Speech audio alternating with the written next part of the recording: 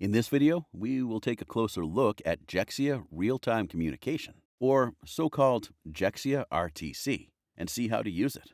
Jexia RTC enables you to get notifications whenever the data in your dataset, files, or user management system is modified.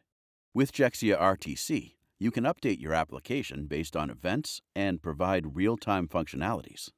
Jexia RTC uses WebSocket protocol.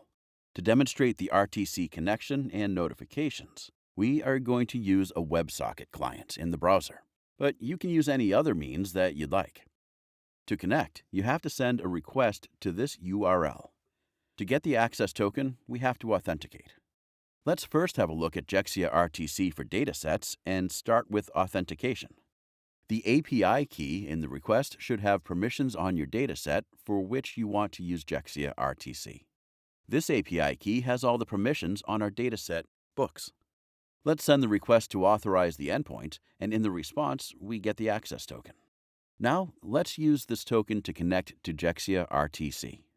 After a successful connection, let's subscribe to events for our dataset, books. In the request, you have to send a JSON with type as command, data as a JSON with command as subscribe, and arguments as a JSON object.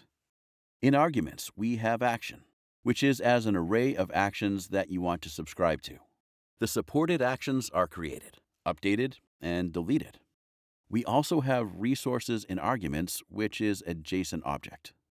It has type with value as DS for datasets, and name with value as our dataset name, which is books. Let's send the request. After a successful subscription, we will get notifications whenever a record is created, updated, or deleted in our dataset. To test it, let's create a record in our dataset books. As you can see, we get a notification with the details of the created record. To unsubscribe, you have to send the request with command as unsubscribe and the actions you want to unsubscribe to. Let's unsubscribe to created event. Now, let's create a new record in the dataset. As you can see, we are not getting the notifications anymore. For file sets, authenticate with an API key, which has permissions on your file set, and use the access token to connect to Jexia RTC. The subscribe and unsubscribe requests for file sets are similar to datasets. The only difference is that we have to send the resource type as FS and name as the file set name. For Jexia User Management System, or UMS, we have to use the authentication token of the user, and you also need a policy with resource and subject as all users with access to the actions you want to subscribe to.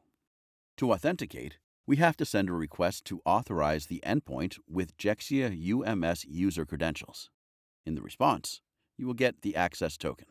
Let's use this token to connect to Jexia RTC. Now that we have connected successfully, let's send a request to subscribe. The request is also similar to dataset, except actions and resource.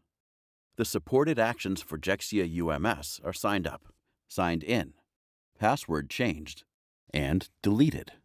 Resource type has to be Jexia UMS, and resource name is not required. Send the request to subscribe to UMS events. Now, let's sign up for a user from Postman. As you can see here, we got the notification for signed up events on the WebSocket client after a successful sign-up. Let's change the password of the user. Now, let's check the WebSocket client. Here we have received the notification for the password changed event. To unsubscribe, we have to send the command as unsubscribe and the actions that we want to unsubscribe to.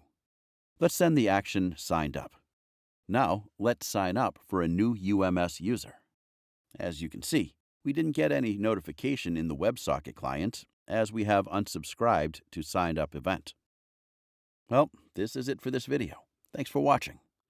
If you want to learn more about your project setup, please keep watching our other videos and go through our documentation.